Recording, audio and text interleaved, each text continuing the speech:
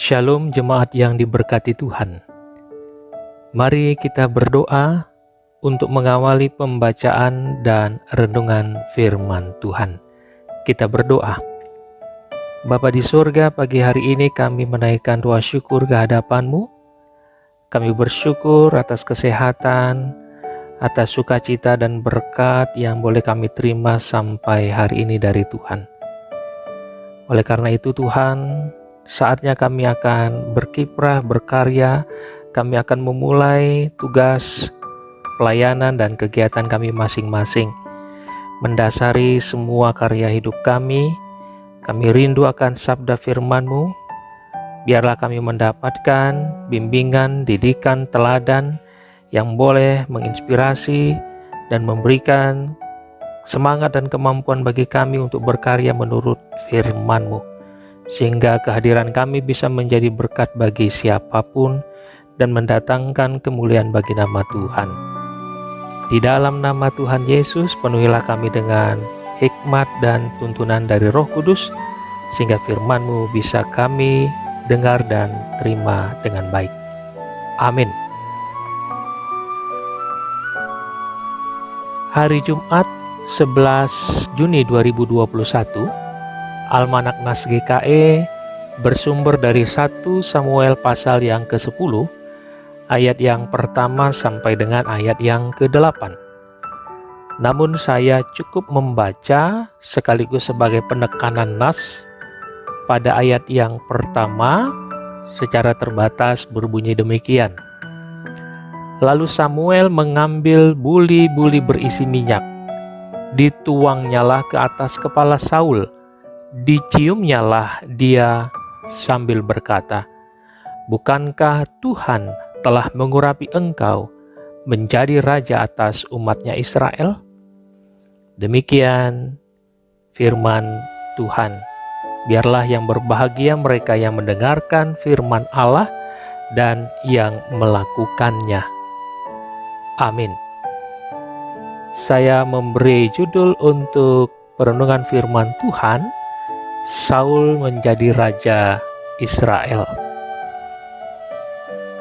Seorang filsuf Yunani yang melegenda pernah berkata bahwa hakikat manusia selain memiliki ego, sejatinya adalah zon politikon. Artinya, manusia itu adalah makhluk sosial. Manusia tidak dapat hidup sendiri dan menyendiri selain daripada hidup bermasyarakat dengan kualitas relasi dan interaksi yang saling melengkapi dan saling menguntungkan. Demikianlah pendapat dari seorang filsuf Yunani yang bernama Aristoteles. Nyatanya, fakta sosial bisa ditemui. Ada orang yang sangat berambisi menggunakan segala cara untuk menguasai orang lain dan menjadikannya sebagai objek kepentingan dan kepuasan dirinya. Tak soal itu salah, bahkan merugikan dia yang dikorbankan. Karena itu, demi menjamin keadilan dan tercapainya tujuan bersama, maka diperlukan sosok pemimpin yang berjiwa kepemimpinan. Jemaat Tuhan, nas ini bisa mencerahkan kita bagaimana seharusnya kita belajar menjadi pemimpin dalam arti yang seluas-luasnya dan di bidang apa saja, dalam menjalankan kekuasaan, kewenangan, dan mandat demi tercapainya kepentingan dan kesejahteraan bersama.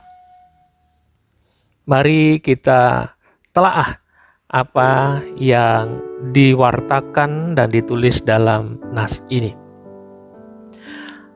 Apa yang mau disampaikan nas ini sebagai riwayat Saul menjadi raja Israel Raya? Paling tidak ada dua yang dapat kita catat.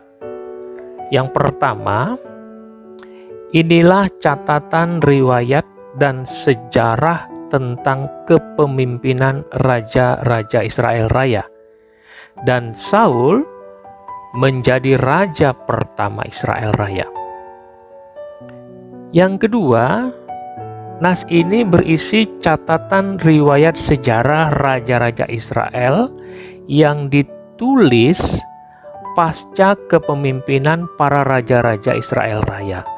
Artinya, nas ini ditulis jauh kemudian setelah kepemimpinan para raja Israel.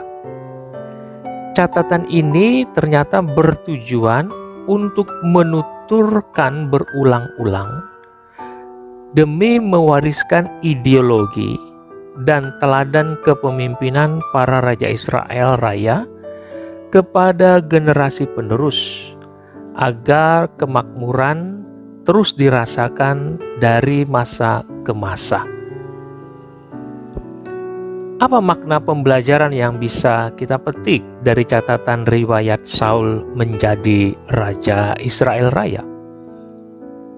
Yang pertama, bahwa peralihan tata kelola masyarakat di Israel dari sistem teokrasi, artinya sistem di mana Allah sebagai pemimpin pemerintah, menjadi sistem monarki, artinya raja sebagai pemimpin pemerintah.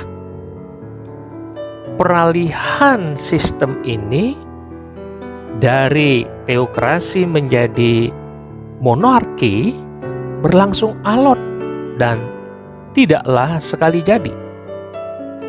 Sebelum kepemimpinan para raja, ternyata Allah sendiri diterima dan diyakini masyarakat pada masa itu sebagai raja yang langsung memimpin kehidupan mereka setiap hari.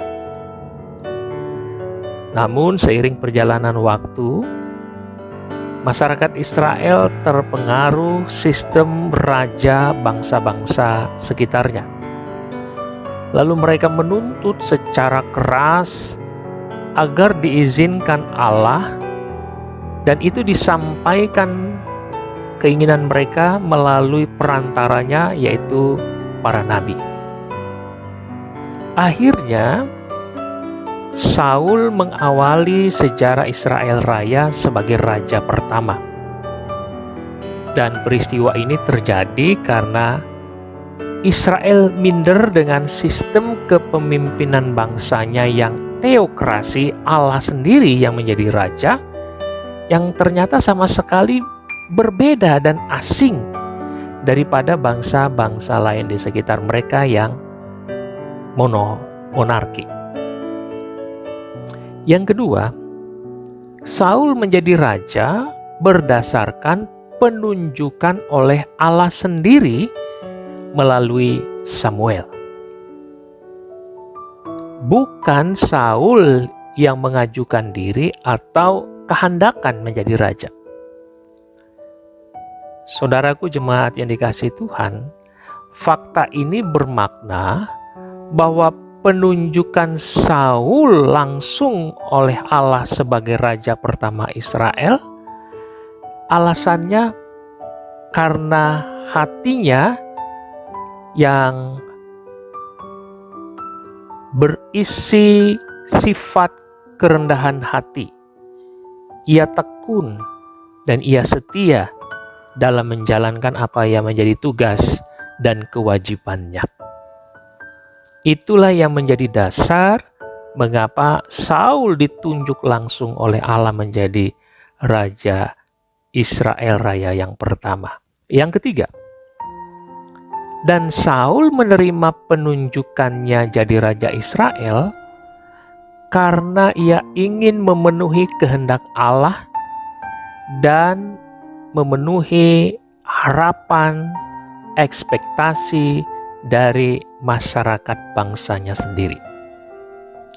Sehingga kiprah kepemimpinan Saul kemudian hari sebagai raja memang berbuahkan kemajuan, kemakmuran bagi kerajaan Israel Raya. Dan itu terbukti.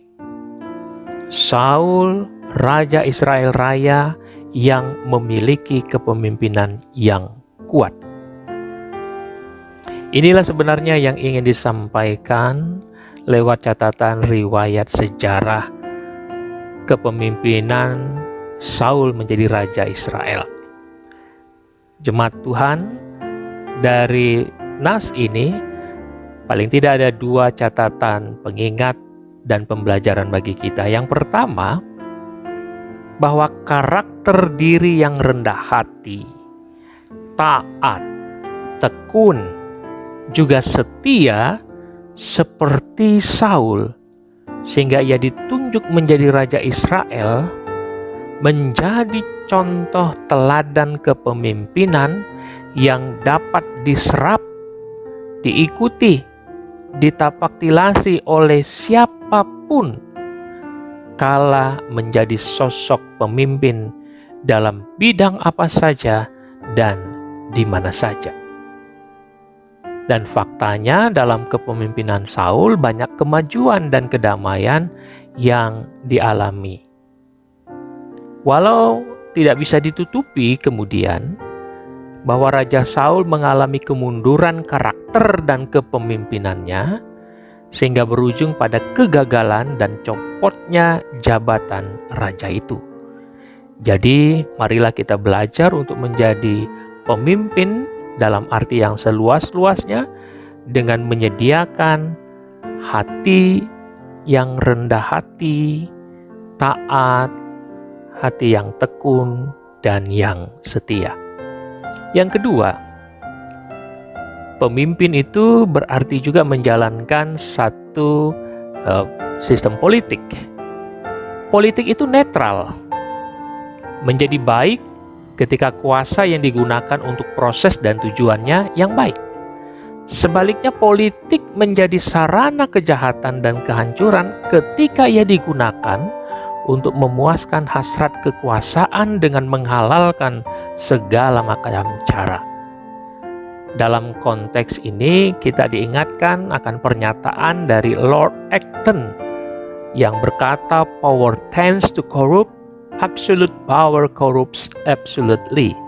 Artinya kekuasaan cenderung menjadi korup ketika kekuasaan yang mutlak dijalani akan pasti menghasilkan tindakan korup.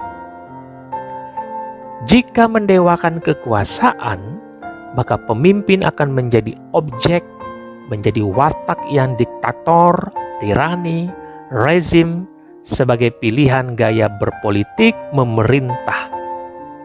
Karena itu waspadalah dan jadilah pemimpin yang berhati mulia. Selamat belajar menjadi pemimpin yang melayani dan berhati mulia. Tuhan Yesus menolong dan memberkati kita. Amin.